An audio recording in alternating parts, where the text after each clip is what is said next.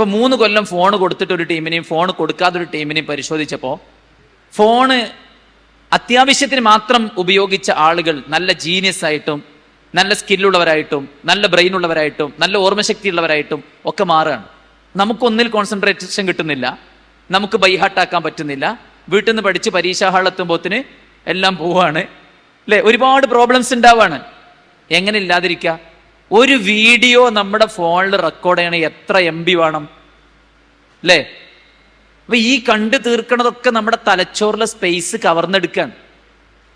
മാത്രമല്ല, നമുക്ക് ഒന്ന് കണ്ടാൽ പിന്നെ അതിനേക്കാൾ രൂക്ഷമായത് കാണണം, പഴയത് പോരാ, പിന്നെ അതിനേക്കാൾ കൂടുതൽ ഭയങ്കരമായിട്ടുള്ള അഡ്വഞ്ചറസ് ആയിട്ടുള്ള സാധനങ്ങൾ കിട്ടണം അല്ലെ? അപ്പൊ നമ്മുടെ ചിന്ത മാറുന്നു, നമ്മുടെ വ്യൂ പോയിന്റ് മാറുന്നു, നമ്മുടെ സെക്ഷുവൽ തോട്ട്സും അതിന്റെ ലാംഗ്വേജും മാറുന്നു.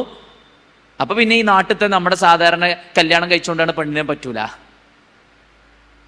കാരണം ഈ കാണുന്ന പോലെ ഒരു പെണ്ണ് ഇവിടെ ഭൂമിയിലില്ല. മനസ്സിലാണ്ടല്ലോ? അപ്പൊ ഇത് ശരിക്കൊരു മാർക്കറ്റിംഗ് ആണ്, ഒരു ബിസിനസ്സാണ്.